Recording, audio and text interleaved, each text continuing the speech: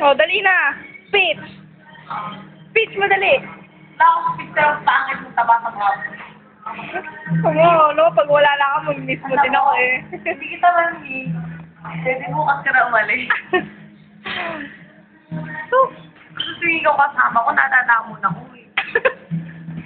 You know, yung diet na sira. Abe, ikaw lang ang nag-set. Hindi ako pwede lang. Pwede ko bukas ka na umalis. Gabi na, gagabihin ka na. Saka move on ka. Nagsalita, hindi mo kapag-move on. May naisip yun, mga... Sino ka? Sabihin ko. So, kalimutan ko na yun. Yung ano, ga. Siya, forget about him. Nosebleed. Not deserve it anymore. With accent. With accent. Baka naman pagpunta mo doon, di ka na makumuli. Hindi ka marunong mag-Tagalog. English, hindi kita maintindihan. Tagalog. How could you? You know what? No. When I was an Amsterdam, no.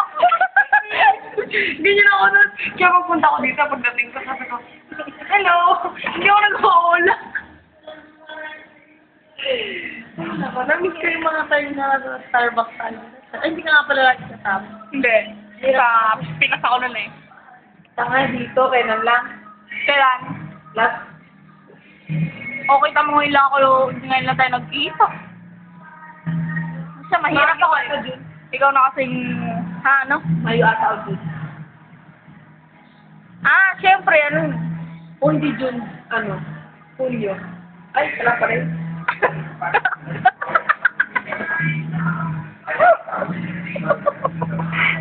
Let's go.